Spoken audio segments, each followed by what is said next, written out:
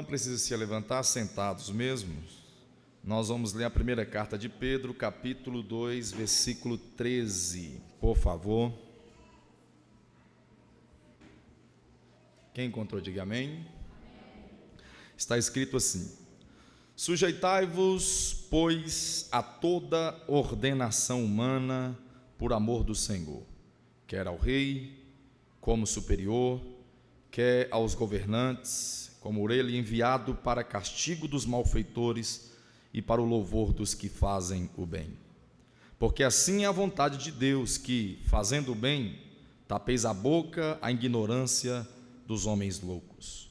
Como livres, e não tendes liberdade por cobertura da malícia, mas como servos de Deus.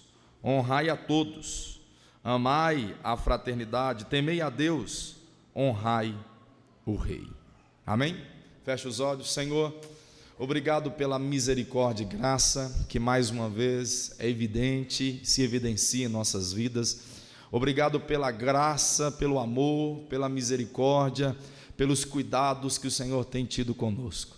Obrigado por estarmos aqui reunidos em Teu santo nome, no Teu santo templo. Obrigado pela Tua palavra. Ó Deus, que o nosso coração esteja propício, aberto, o nosso coração esteja inclinado ao Senhor nesse momento, que possamos, ó Deus, tão somente glorificar o Senhor. Ó Deus, que a Tua palavra possa produzir em nós efeitos. Ó Deus, que o Teu nome seja glorificado neste lugar. Oramos e pedimos o Senhor em nome de Jesus. Amém e amém. Glória a Deus. Fazendo um percurso com a carta do apóstolo Pedro. E graças a Deus, em cada versículo que nós temos nos detido ou parado para estudar e ver o que o texto fala conosco, nós temos aprendido muitas lições, tirado muitas aplicações para a nossa vida. E o interessante é que esse texto que nós lemos, ele faz parte da sequência, ele faz parte dessa sequência de ministrações que estamos fazendo no domingo. Se eu não me engano, já são 12 domingos que eu estou pregando a carta do apóstolo Pedro. Talvez no final do ano eu termine de pregar ela. Mas o mais maravilhoso é que cada versículo nós temos aprendido mais. Deus tem falado conosco. E Deus é tão bom, digo amém. Deus é tão bom que Deus preparou esse texto para nós falarmos justamente em uma semana que o Brasil está vivendo e vivenciando uma greve que tem afetado muitas pessoas. Mas antes de nós falarmos sobre isso e pautar um pouco aqui sobre a greve, eu necessito fazer uma pequena revisão, haja visto que domingo passado foi congresso e nós ministramos outro tema, né? Então, para você recapitular e voltar o entendimento do que nós estamos pregando, nós estamos pregando a carta do apóstolo Pedro e nós estamos falando de versículos em versículos. Pedro escreve uma carta para algumas igrejas que estavam sendo perseguidas, maltratados, muitos irmãos estavam sendo presos, e o apóstolo Pedro envia uma carta para fortalecê-los, para fortalecer a vossa fé, para fortalecer os vossos ânimos. Então o apóstolo Pedro envia esta carta. E interessante que até o capítulo 2, todo o capítulo de número 1 e a parte do capítulo 2, o apóstolo Pedro vem falando dos benefícios que temos quando nós estamos em Cristo, quando nós estamos enxertados em Cristo, quando nós estamos com a nossa vida em Cristo. Que benefícios são esses? Que é a salvação, a restauração, é a herança inacessível, a herança imaculada, aquilo que Deus tem preparado para nós, as bênçãos que Deus entrega para nós. Isso tudo nós falamos nos domingos passados. Falamos também que Deus nos chamou como povo santo, propriedade adquirida, sacerdócio santo. Nós somos escolhidos por Deus, chamados por Deus para glorificar a Deus. Domingo retrasado nós falamos sobre os nossos deveres, que se por um lado nós temos benefícios, se um lado nós temos privilégios, por outro lado todo cristão tem um dever. Todo cristão tem deveres. E um dos deveres que nós falamos no domingo retrasado foi que o cristão ele tem o dever de ter um bom testemunho. Digam amém. Agora sim, nós chegamos no texto lido. Interessante, volte os seus olhos ao texto, por favor, que ele inicia o versículo de número 13, falando de um assunto, que esse assunto, se nós olharmos na visão humana, se nós termos aqui uma visão humana, a igreja como uma reunião social, se nós olharmos para a igreja como um lugar de entretenimento, se nós olharmos para a igreja como um lugar de arrecadação financeira, se nós olharmos a igreja como um local, como uma empresa, né? Se nós olharmos para isso, materializar a igreja, eu diria com toda certeza que nenhum pregador na face da terra pregaria esse texto. E a pergunta é: por quê? Porque o texto que nós lemos, ele vai de encontro, ele vai nos tirar, ele vai fazer com que nós, vamos falar de alguns pontos que nos deixam um pouco meio estressados. O texto vai tratar de um assunto que não é gostoso de ouvir, não é bom de ser falado, mas eu como pastor, eu não vejo vocês como empresa, eu não vejo o culto como uma reunião social, eu não vejo a minha pessoa em cima deste altar aqui para entretê-los, eu vejo como um chamado que Deus tem para mim, para fazer a vontade dEle, e vocês como igreja lavada e remida pelo sangue do Cordeiro de Deus. E por isso eu, com toda certeza e com toda tranquilidade, eu quero ministrar esse texto aqui, sabendo que é palavra de Deus para a sua vida, em nome de Jesus. Digam amém. E por que eu estou dizendo isso? Porque o texto, o versículo de número 13, ele inicia falando assim: sujeitai-vos. É uma palavrinha difícil, é uma palavra complicada, principalmente para nós ocidentais, e muito mais para nós brasileiros. Falar sobre sujeição, falar sobre sujeitar. E interessante que o apóstolo Pedro, ele fala assim, sujeitai-vos a toda ordenação humana. O que o apóstolo Pedro está falando nesse texto? O apóstolo Pedro está falando sobre submissão às autoridades. E que tipo de autoridade o apóstolo Pedro está falando? Nós sabemos que existe uma autoridade chamada autoridade paterna, que é a autoridade dentro da família. O pai, biblicamente, é mostrado como cabeça da casa, é mostrado como cabeça da família, é o líder dentro de casa. Existe, além dessa autoridade paterna, uma autoridade familiar, nós temos uma autoridade espiritual, que são os pastores, que são os líderes constituídos e levantados por Deus. Além da autoridade paterna e da autoridade espiritual, nós temos uma outra autoridade, que é a autoridade governamental. É as autoridades do qual nós estamos sujeitos, que está sendo regido, o regime que é imposto sobre uma sociedade, sobre um estado, sobre um país ou sobre uma nação. Essas são os três tipos de autoridade. E o apóstolo Pedro, ele inicia o versículo 13 falando sobre sujeitar a essas autoridades. Que autoridade que o apóstolo Pedro está falando? O apóstolo Pedro está falando de autoridade governamental. Ele está falando de autoridade de governo. Os prefeitos, os líderes, os presidentes, os governadores de um país e de uma nação.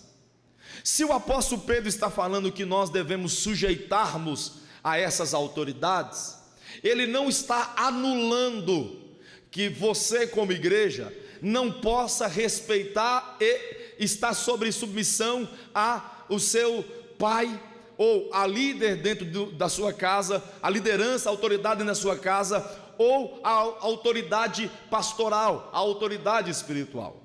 Ele não está tirando o corpo da igreja fora concernente a esses dois, mas o apóstolo Pedro está falando aqui sobre autoridade governamental, e ele inicia dizendo: e sujeitai-vos, pois, a toda ordenação humana. Digam amém. Interessante falar sobre isso, porque biblicamente dizendo, a submissão não é uma opção para o cristão. Biblicamente dizendo, nós vamos encontrar de Gênesis a Apocalipse, a Bíblia nos expondo, a Bíblia nos falando claramente que submissão não é uma opção, a submissão é um mandamento de Deus para nós. A submissão é algo reservado de Deus para nós. E o apóstolo Pedro vem aqui, diante desta carta, falar para aquela igreja, dizer para aquela igreja que aquela igreja deveria estar submetida, aquela igreja deveria sujeitar-se às autoridades que ali estavam constituídas sobre ela, o governo que estava constituído sobre eles. E o apóstolo Pedro fala sobre isso, sobre essa condição de submissão às autoridades. Eu escrevi algo interessante aqui e eu quero ler para vocês. Eu escrevi assim: um cristão não pode ser anárquico, um cristão não pode ser rebelde. Ele pode sim e deve sim discordar de qualquer autoridade constituída, qualquer autoridade que for além das suas competências, mas jamais deve desrespeitar qualquer tipo de autoridade. Eu sei que, ora, enquanto o seu pai ou alguém que for autoridade na sua casa vai dizer coisas que você vai discordar. Eu sei que eu, como pastor, e qualquer líder aqui que for ministrar, pregar e qualquer outro tipo de local, você pode ser que há uma discórdia. Eu sei que o governo pode tratar, fazer algo que você venha discordar, e discordar, desde que tenha fundamentos, é liberado, é algo legal para você, é algo liberado para nós. Mas o que nós devemos entender, que o cristão ele não pode ser anárquico, e o cristão ele não pode ser rebelde. A Bíblia nos revela de homens que foram rebeldes à sua liderança, e a Bíblia vai dizer que esses homens morreram. O próprio Deus, através das Escrituras, nos ensina que a rebeldia é pior do que magia negra. A Bíblia nos revela de homens que foram rebeldes e Deus os reprovou, Deus os reprovaram. Rebeldia não pode ser uma atitude cristã. Há de ser, e eu tenho que frisar, que discordar é algo normal, mas desrespeitar, rebelar é contra as Escrituras. Lembrando sempre, e mais uma vez lembrando, que o que o apóstolo Pedro está falando aqui, é falando sobre o governo, e esse governo nós devemos respeitar e estar debaixo de sujeição, estar sujeitos a esta ordenação humana. Digam amém. Continuando o texto, ele vai dizer assim, verso 13: sujeitai-vos, pois, a toda ordenação humana por... Quem está lendo, diga amém. Ele está dizendo: sujeitai-vos, pois, a toda ordenação humana por amor ao Senhor. Digam amém. E aqui é um ponto interessante, porque na parte A, o apóstolo Pedro está falando: sujeitai-vos à ordenação. Essa sujeição, esse sujeitar a essas ordenações, a essas autoridades, elas devem ser sempre entendidas, sempre com o motivo de amor a Deus, sempre entendido que nós devemos praticar tal submissão em glorificação a Deus, em adoração ao Senhor. Mesmo porque a Bíblia diz em Romanos capítulo 13, que todas, eu disse o quê? Todas as autoridades da terra são constituídas por Deus. E quando eu digo isso, eu digo na autoridade familiar, eu digo da autoridade espiritual e digo também das autoridades governamental. Todo e qualquer tipo de governo, presidente, líder, pastor, ele é constituído por Deus. Isso aqui implica no Romanos capítulo 13, e nesse texto de 1 Pedro capítulo 2, nos mostra da soberania de Deus. Digam amém. Deus está no controle de todos os governos. Deus está no controle de todos os governos. Deus está no controle de todas as lideranças. E o apóstolo Pedro, diante desta visão, ele diz: sujeitai-vos, porque foi Deus que levantou. Sujeitai-vos, porque foi Deus que o constituiu. Lembrando sempre que foi Deus que constituiu, foi Deus que colocou, e é Ele que tira e coloca em outro lugar, ou tira e remove para outro ambiente, porque Ele é o controlador de tudo. Eu tenho sempre que estar em coração de submissão, lembrando que foi Deus que constituiu, foi Deus que colocou, e, sendo assim, eu estou fazendo para glorificar e exaltar o nome do Senhor. Digam amém. Aqui o texto está falando que por amor ao Senhor, porque foi Ele que constituiu, todas as autoridades foram constituídas por Deus. Agora entenda, para você entender o que Pedro está fazendo. Pedro está diante de uma igreja que está sofrendo, uma igreja que está sendo perseguida, uma igreja que está sendo maltratada. Por quem, pastor? Essa igreja está sendo maltratada, perseguida, e o apóstolo Pedro vira para essa igreja e diz para eles: sujeitai-vos às autoridades, respeite as autoridades. Diante disso, sabe por quê? Porque mesmo que ela esteja lhe perseguindo, mesmo que ela esteja fazendo tais atrocidades, mesmo assim ela foi colocada e constituída por Deus. É isso que o apóstolo Pedro está dizendo para aquela igreja. Agora continue o texto para você ver. Ele vai dizer assim, versículo de número 13: sujeitai-vos, pois, a toda ordenação humana por amor ao Senhor, quer reis como superiores, e quer a governadores. O que ele está dizendo?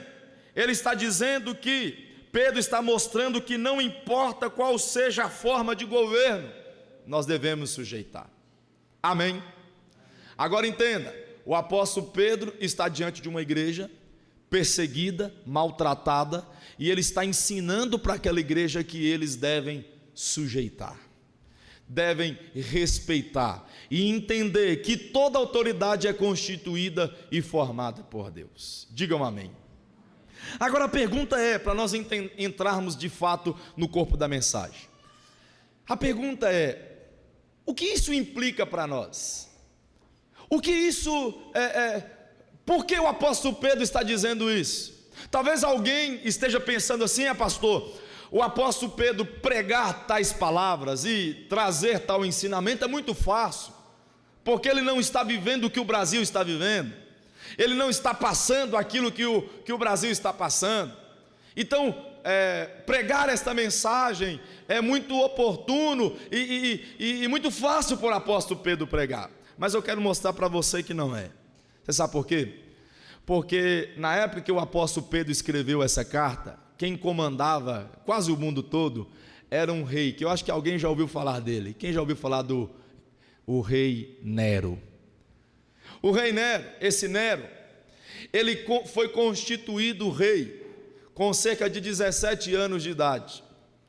Ele viveu no seu reinado 14 anos. Você sabe por quê? Porque 14 anos depois de tomar posse do seu reino, ele se matou, suicidou. Mas antes de suicidar, esse Nero, ele matou vários cristãos. Esse Nero, ele fez uma das piores e maiores perseguições que o cristianismo viveu e vivenciou. Se você quiser ler um pouco mais e mais profundo, leia um livro de John Foxe, o livro dos Mártires. ele conta muito bem quais foram as atrocidades que esse jovem rei, este ditador, esse diabólico fez em perseguição aos cristãos. Esse rei, esse Nero, que além de matar muitos cristãos, perseguir muitos cristãos, foi ele também o autor, aquele que colocou fogo em Roma e colocou culpa nos cristãos. Por causa disso houve ainda uma perseguição ainda maior pelos cristãos. Além disso, esse mesmo Nero que eu estou falando aqui, esse homem, esse sujeito endemoniado aqui que eu estou falando, esse Nero foi responsável também por matar o apóstolo Pedro. Foi ele que mandou executar o apóstolo Pedro. Agora olha as atrocidades que Nero fazia, olha os desrespeitos que Nero exercia, e mesmo assim o apóstolo Pedro, ele vem ensinando, antes da sua morte, ele vem ensinar para aquelas igrejas que devemos submeter-se. Talvez vai haver discórdia, e quem não discordaria com mortes assim, com perseguições assim, mas lembrando sempre que foi Deus que colocou, lembrando sempre que foi Deus que constituiu, foi Deus que o levantou, e por causa disso, mesmo que seja em atrocidades, mesmo que seja em benefícios, em bondade, foi Deus que o constituiu. E pastor, o que o senhor quer dizer com isso? O que o senhor está querendo pregar sobre isso? Nós estamos aqui há tantos minutos e eu ainda não consegui compreender. Primeira coisa que eu quero que você entenda e compreenda: todos os governos estão debaixo da autoridade de Deus. Deus controla tudo, Deus controla todos, Deus vê tudo, Deus vê todos, e nada ficará impune, e nada ficará sem recompensa, aquilo que essas autoridades fizerem aqui nessa terra. Eu quero que você entenda que Deus é Senhor, soberano, e a mão dele está controlando tudo e todas as coisas. E eu achei interessante demais ler esse texto e pregar sobre esse texto. Primeiro, porque ele é a sequência do nosso estudo, e segundo, nós estamos vivendo dias terríveis no Brasil, né? Talvez para nós aqui em Montes Claros não tenha atingido tanto para como igual outros lugares, né? Capitais talvez estão sendo afetados ainda mais, né? Nos grandes centros talvez a perturbação, a desordem esteja muito maior do que nós estamos vivenciando um pouco disso. Talvez essas cidades estão vivendo coisas piores, mas e eu achei interessante por causa disso, porque Deus querendo nos ensinar algo, Deus está querendo trazer aqui para nós um entendimento concernente a isso. E os irmãos sabem muito bem que já são quase 10 anos, estamos caminhando para 10 anos, eu nunca subi neste púlpito para fazer política para ninguém. Eu tenho 10 anos de ministério, nunca fiz, e vou morrer sem fazer política para ninguém. Não vou subir neste púlpito para fazer política para nada, mas nós estamos diante de um texto bíblico que nos inspira a falar sobre isso. Nós estamos diante de um texto bíblico que revela um pouco sobre a situação que nós estamos vivendo no nosso Brasil. E eu quero que você entenda, o que eu quero que você compreenda essa noite, que independente que seja o presidente que esteja lá, ele estará debaixo da vontade de Deus. Agora, o que nós devemos fazer? Quais são as nossas atitudes biblicamente falando? Eu, como cristão, o que eu devo fazer concernente à política? O que eu devo fazer concernente às condições do nosso Brasil? Eu quero te mostrar 3 coisas que nós devemos fazer. Digam amém. 3 coisas que nós devemos fazer mediante a situação que nós estamos fazendo. A primeira coisa foi o que nós acabamos de aprender: respeitar. Digam amém. Respeitar. Esse é o primeiro é a primeira coisa que eu quero ensinar para vocês: respeito. E quando eu digo respeito, e quando eu estou falando de respeito, eu não estou falando que nós não devemos concordar, que nós devemos concordar com os erros, que nós devemos concordar com a corrupção, que nós devemos aceitar isso. Não estou dizendo isso. Eu estou falando de respeito. Por quê? Porque foi Deus que colocou. Se está fazendo bom ou se está fazendo mal, foi Deus que colocou. Você sabe por quê? Porque o apóstolo Pedro nos fala que essas leis, ou melhor dizendo, esses reis, esses governos foram colocados lá, primeiro, para o benefício daqueles que são bons e para o malefício daqueles que são maus. Pastor, o que é isso? Você sabe o que é? A Bíblia nos fala que se o rei serve ao Senhor, toda a nação é abençoada. Mas se o injusto coordena, se o injusto comanda um país, toda a nação sofre. O que é isso, pastor? Os governos que têm liderado o nosso Brasil, independentemente de partido, não estou aqui falando sobre partido, eu estou falando de liderança em si. Se tem feito de bom ou se tem feito ruim, muitas vezes eles estão lá colocados por Deus, porque é as características que o Brasil tem que ter. É por causa de nós, do povo que não tem buscado ao Senhor, que não tem servido ao Senhor. E eu te dou um exemplo. Nós temos um grande exemplo que é os Estados Unidos. E fazer comparações Estados Unidos com o Brasil é covardia, né? Mas eu vou fazer essa comparação, sabe por quê? Porque os Estados Unidos, pode ser que de uns anos para cá, tem vivenciado crises, mas foi um país em ascensão, sabe por quê? Porque os seus líderes serviam a Deus. Deus era o seu Senhor, Deus era o Deus da vida deles. Você pode ver que as estatísticas mostram que o povo cristão com maior quantidade é lá. A maior quantidade de evangélicos no mundo está nos Estados Unidos. Por quê? Porque entenderam, de protestantes, que entenderam que Deus é o Senhor, e Deus colocou governadores e reis e presidentes ali, que abençoou toda a nação. Nós somos um país idólatra. Nós somos um país totalmente fora do compromisso com Deus. E eu estou falando isso, irmão, eu estou juntando aqui catolicismo e protestante. A maioria dos católicos não tem compromisso nenhum com a palavra. Se eu não dizer todos, não vou generalizar, mas a maioria não tem compromisso com a palavra. A maioria dos evangélicos não tem um compromisso com a palavra. Se eu perguntar aqui, seria uma vergonha. E não vou fazer isso, sabe por quê? E não vou pedir isso, sabe por quê? Porque nós estamos gravando. Mas se eu quisesse envergonhar os irmãos, eu perguntaria: quem leu a Bíblia toda, levanta a mão. Eu tenho certeza que se encontrássemos 5 ou 6 aqui, seria muito. Por quê? Por causa do descompromisso que as igrejas evangélicas têm também com a palavra do Senhor. O descompromisso que as igrejas católicas têm com a palavra do Senhor, o descompromisso que tem qualquer religião que se diga cristã, se porventura houver outra que se diz cristã, a não ser o protestante e o catolicismo. O descompromisso, a distância, a falta de testemunha que tem com Deus e com a sua palavra. E por causa disso, Deus tem colocado reis, governadores, presidentes em países como o Brasil e qualquer outro, para trazer prejuízos, para ser como açoite, para ser malefício para esses males.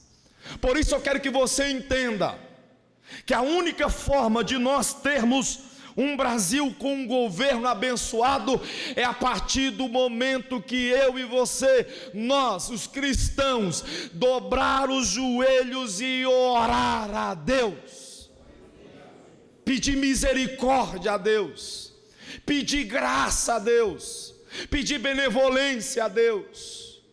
Meus irmãos, eu sou completamente a favor, talvez porque não tenha me atingido, não tenha me afetado até agora. Talvez eu possa mudar, mas até então, na minha concepção, e como eu disse, eu repito, eu posso mudar com uma conversa, com outro tipo de olhar, mas até o momento eu sou completamente a favor com esta greve dos caminhoneiros. Possa ser que eu mude mais à frente, quando me atingir, ou sobre outra ótica, mas até o momento eu sou completamente a favor. Completamente a favor. Por quê? Porque é uma forma também, é um açoite de Deus contra esse governo, ou qualquer outro governo que esteja lá. Enquanto não voltar para Deus, o Brasil não prosperará. Enquanto não voltar-se para Deus, nossa nação não se levantará e não se inclinará. Pastor, mas isso é questão de economia, é questão de administração, é questão de falta de corrupção. Eu sei, tudo isso pode acontecer e melhorar um pouco, mas para chegarmos em um ideal, é quando o Brasil se inclinar o coração para Deus. E digo isso com pesar no meu coração, que talvez eu morra e não veja isso acontecer. Digo isso com pesar na minha alma, talvez eu morra, querendo eu que esteja muito errado, tomara eu que esteja equivocado, tomara eu que seja perseguido por ter pregado tal asneira, mas eu digo agora com toda a confiança, que é perigoso eu morrer e não ver isso acontecer. Por isso, meus irmãos e minhas irmãs, confie e creia em Deus. Todos os governos estão debaixo da autoridade do Senhor. Todos os reinos, todo governo, toda autoridade, todo ministro está debaixo da autoridade de Deus. E o que nós temos que fazer é sujeitar, respeitar e orar. Pastor, o que eu faço então fisicamente falando? Lógico que tem as eleições aí, você escolhe o bom para o Brasil, mas sempre lembrando que tem que haver oração, tem que inclinar-se para Deus, debruçar-se diante de Deus e pedir misericórdia e graça. Deus, Ele está de uma certa forma castigando o Brasil. Ah, pastor, o senhor está sendo espiritualista. Irmãos, nós temos que ser espiritual, sabe por quê? A falta de espiritual está adentrando dentro das igrejas. O povo hoje está vivendo as coisas tão no normal. Existe por um lado um misticismo tão grande, né? O copo ungido, o azeite ungido, o lenço ungido, o pau ungido. Me perdoe-me, por favor, eu vou cortar do vídeo. Ungida. Eu vou cortar isso do vídeo, não vai aparecer na internet não. Nós temos visto aí óculos ungido, caneta de reais. Por um lado nós vemos o extremismo para essas coisas sincréticas, essas coisas espirituais que se dizem espirituais, enquanto na verdade não são nada. São artifícios diabólicos que têm tomado os púlpitos das nossas igrejas. Quando nós olhamos para isso, nós batemos palma. Para essas coisas erradas, nós batemos palmas. Agora, quando nós vamos falar de coisa política do Brasil, está sendo espiritual demais. Está sendo muito espirituoso, está sendo espiritual demais. Não, eu quero que você entenda que Deus governa tudo. Deus governa tudo e nós como cristãos, nós devemos nos sujeitar a Deus em oração. E eu estou falando isso de um ponto de vista mais amplo, eu estou falando disso de um ponto de vista maior. Mas se eu trazer, encurtar a visão e trazer para dentro da igreja, eu pergunto para você, por que existe tão mau caráter, cães em cima dos nossos púlpitos, pastores que se dizem pastores e de fato não são, que tem nome de pastor. Hoje mesmo eu fiquei sabendo de um aí, eu nem sabia, de um que matou os filhos aí e se denomina pastor. Eu não sei, não posso julgar, não vi a história, vi por alto. Mas quantos cães que estão tomando conta dos nossos púlpitos? Quantos malfeitores estão tomando conta dos nossos púlpitos, que quando vão falar de dízimo na igreja, ficam quase meia hora, fica quase uma hora fazendo um show para arrancar dinheiro da igreja, e quando vai para pregar a palavra de Deus, fica 5, 10 minutos, vergonha, diabólicos, a Bíblia os chama de cães. Os cães não herdarão o reino de Deus. E a minha pergunta que norteou a minha cabeça por muito tempo foi: por que Deus não arranca? Por que Deus não tira? Por que Deus não mata esses cães que estão difamando a igreja cristã, a igreja evangélica, o protestantismo dentro do Brasil? Sabe o que foi? A resposta de Deus, a mesma resposta que eu estou dando para você nos governos, é o açoite de Deus para a igreja. A igreja tem abandonado Deus, abandonado a sua palavra, abandonado a sua vida espiritual, abandonado as coisas de Deus, e tem querido buscar das coisas fáceis, tem desejado as facilidades da terra, tem buscado as coisas fáceis do ministério, dentro da igreja, os shows gospels, não tem tido compromisso na oração, não tem tido compromisso com a palavra, não tem tido compromisso da submissão ao líder, não tem tido compromisso em um amor a Deus, não tem tido compromisso ao amor à palavra, buscado a Deus em oração, e por causa disso Deus permite tais cães liderarem por certo tempo a sua igreja. É por isso que Deus tem permitido, porque são açoites sobre aqueles que querem, sobre aqueles que não desejam Deus, sobre aqueles que querem facilidade. E é por isso que Jesus, uma certa feita, ele contou algo que vai acontecer no futuro, e queira Deus, busque Deus a isso não aconteça em mim e não aconteça com você, que chegará um dia onde muitos se apresentarão diante de Cristo e dirão: Senhor, Senhor, em teu nome expulsamos demônio, em teu nome falamos línguas, em teu nome pregamos a palavra, adoramos o teu nome. E Cristo dirá: apartai-vos de mim, malditos, porque eu não vos conheço. Porque quando estive fome não me deste de comer, negligenciou a palavra. Quando tive sede não me deste de beber, negligenciou a oração. Quando estive preso, quando estive sem roupa, nu, não me foste me visitar. Quando estive na prisão, não me foste me visitar. Falta de amor uns com os outros. E a Bíblia diz que Ele os lançará no lago de fogo. É por isso, irmãos, que nós temos que entender e compreender uma coisa: Deus está no controle de todas as coisas. Vou repetir para você dar um glória a Deus mais forte: Deus está no controle de todas as coisas.